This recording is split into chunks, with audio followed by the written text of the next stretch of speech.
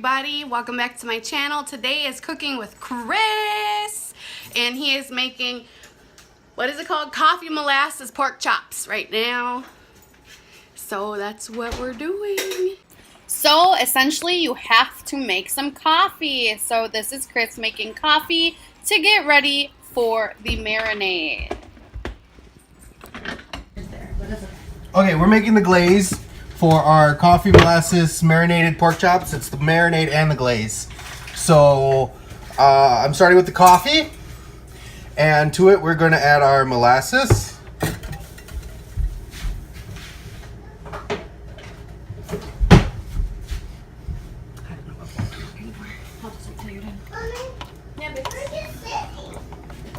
So this is our molasses. I went with full flavor molasses. None of that mild stuff in this household. Chris is filming. That's good enough. So then we are going to go with our thyme. So anytime you see a sprig of thyme in a recipe, it's suggestive. I don't like a lot of thyme, so I just kind of went with, whatever this is. It's probably about a tablespoon. And then we'll go ahead and just kind of mix this all together. Then we've got some apple cider vinegar.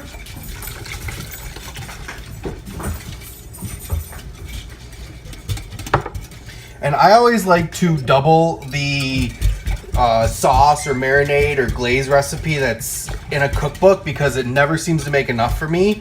So the recipe was originally for 4 pork chops, and I'm doing 8. So I doubled it and then doubled it again. So I'm making a 4 times batch. That's why there kind of looks like a lot here. So then we will go with our Dijon mustard.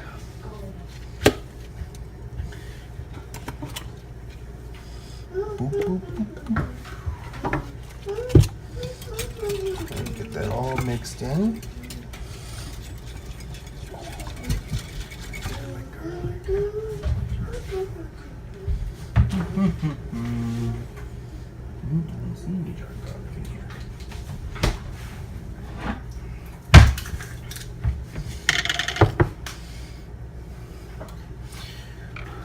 We got that, and now we have our garlic. I love this minced stuff. It comes in a little jar like this. It so saves time from having to mince, and it's great for use. I believe it's 1/8 of a teaspoon is considered 1 clove. Nope, sorry, 1/2 a teaspoon is considered 1 clove. So I like a lot of garlic, so I'm just gonna kind of spoon it in. So I only use recipes as an idea of where to start with things. Then I kind of just eyeball it as I like to do it. You know, maybe add a little salt, extra salt, because I like salt. And then this is our seasoning mix. This is lemon pepper seasoning, salt, and ginger. So we'll just kind of put that in.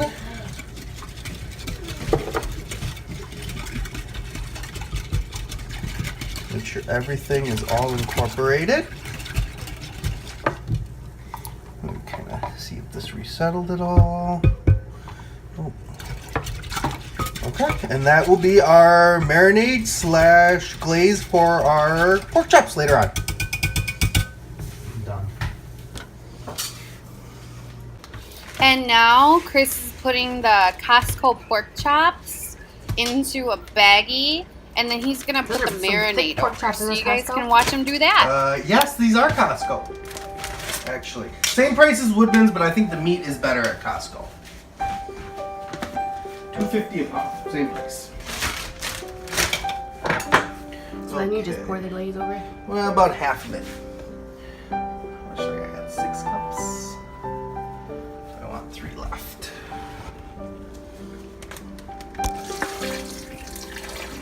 What the heck? You're not supposed to spill, you darn thing.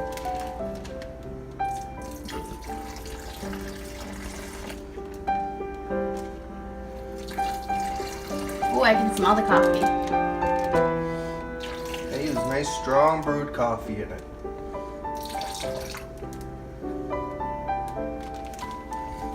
They look pretty well covered, don't you think? Yeah. Oh my god, you did get everywhere. Oh yeah. Always want to get all the air out.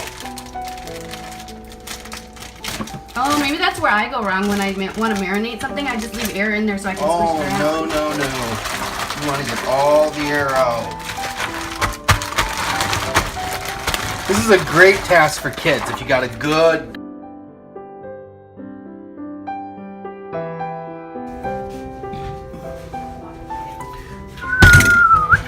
Ooh, look at that.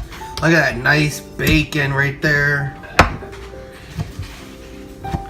We are just kind of chopping up our bacon. They're gonna go with our 3 cheese and bacon grilled potatoes that are going with our dinner tonight. So we're just kind of getting this all ready ahead of time.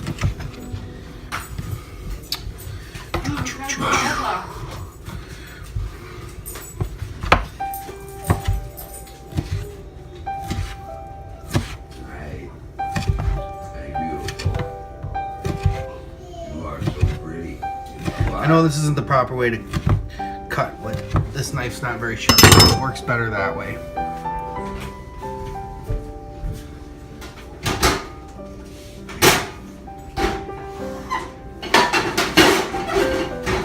Now it's always best to start your bacon off in a cold pan. You want to try to get them as uniform as possible, but you know what? Even the best chefs in the world can't get them all perfect. So. And I think that's nice. You know, some will be a little crispier, some will be a little less. It adds nice texture to the dish. So I kind of break them apart.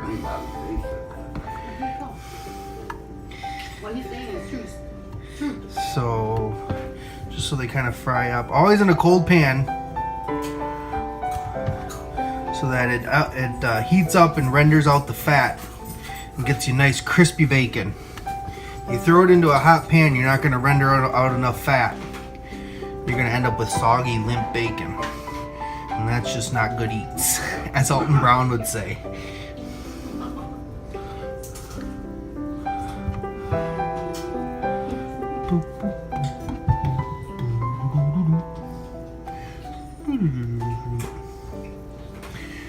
What do you got?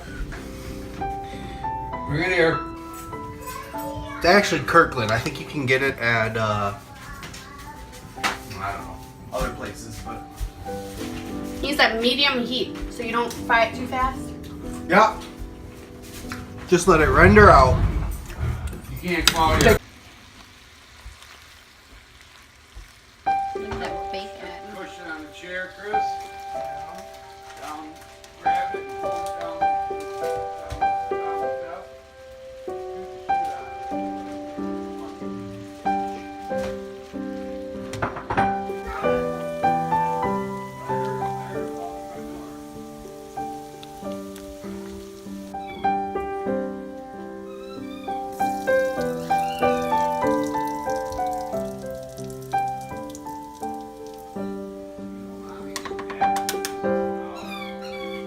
What? Well, she doesn't really play like that outside.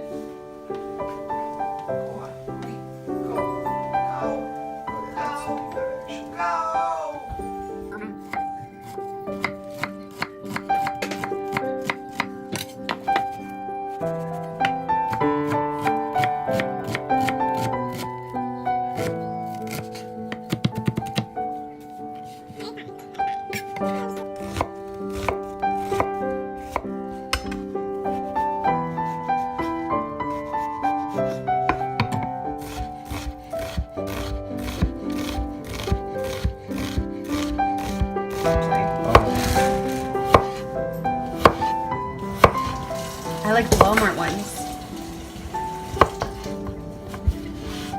So that's just what the size I gotta look at. Yeah, usually I would like cut them into matchsticks, or usually half them and then slice them, but because these ones are so darn tiny, they're kind of just gonna work out like this. Best seasoning there is. Please Much leave. better than seasoning salt. Less sodium.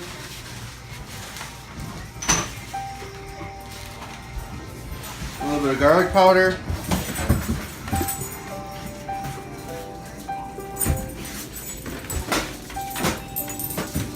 A little bit and dumps half the bottle on. No such thing as too much Toss to garlic. coat everything evenly. There, won't be evenly, but kind of try to coat everything. Yummy, yummy. Our dinner's gonna be amazing. Onions.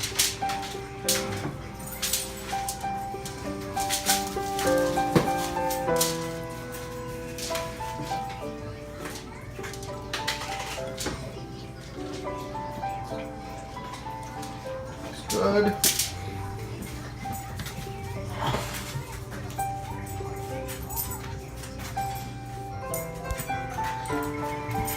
Oops. We got our bacon we fried earlier. Oh, that is so freaking good. I don't even like bacon. I like bacon like this. Okay. Now, what kind of cheese is this? We're gonna go with some mozzarella cheese.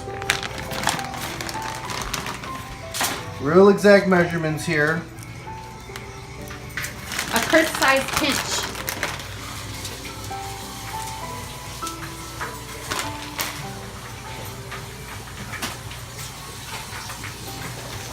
That's some nice sharp cheddar. This is my favorite cheese. Besides Munster. Yeah, I prefer Munster.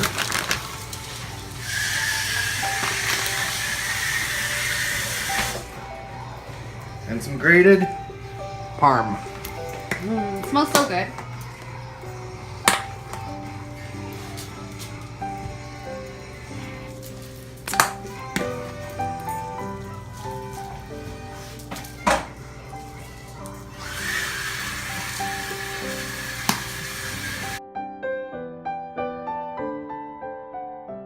We're putting the potato packets on.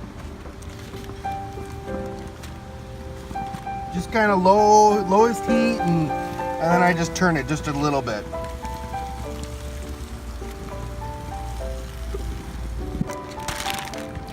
Those potatoes smell so good.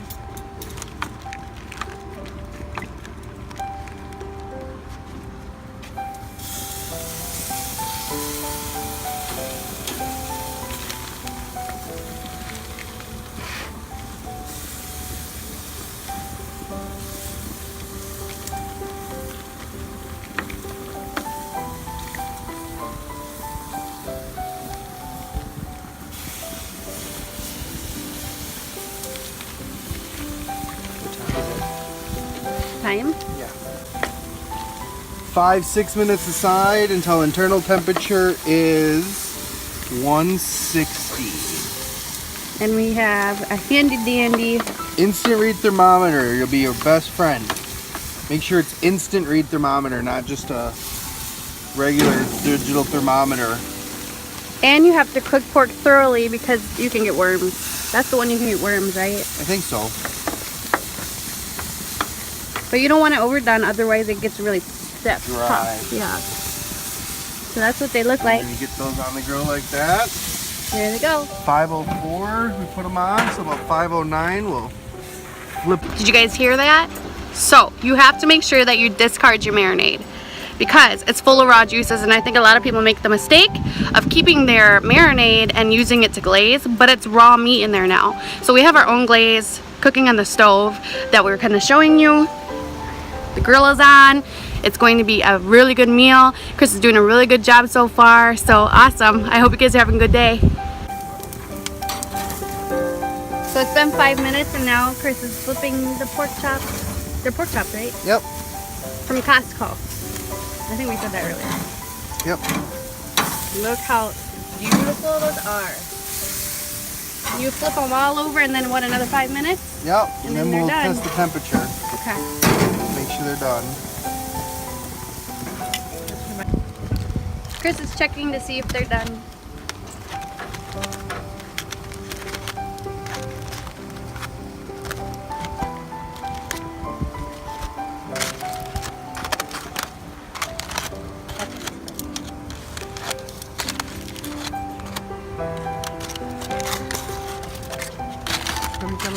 Yeah, pork. They look done. Look at that, you guys. Wow. Oh yeah, they're done.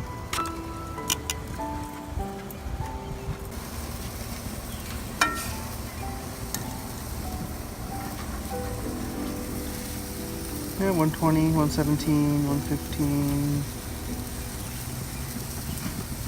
And what does it have to be? 160. What we're doing now.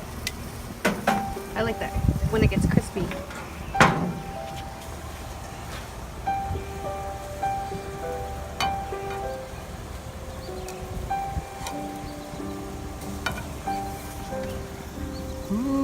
We're getting our marinade slash glaze that we made earlier. We used half with the pork chops for the marinade, and then we just reserved the other half. And so we're gonna go ahead and pour it in here. And this is gonna make our glaze or sauce for our pork chops. You don't want to use leftover marinade from the bag of pork chops because it's raw, and even though you're going to cook it, it's still not a good idea. So we're putting in our glaze, we're heating it to a boil, and then we're going to let it kind of simmer and cook, and it'll get nice and thick. So you see how thin it is now? It'll get nice and thick over time. Hopefully it doesn't take too long. Guys, I'm trying the watermelon marshmallow. God damn it. Nope. We just spilled the water everywhere. Why is my shoe way over there? Tastes like watermelon. What does it taste like? So now I'm going to start helping him prepare our Aunt Jenny's Aunt Penny's Angelfood dessert. So we're gonna chop some strawberries.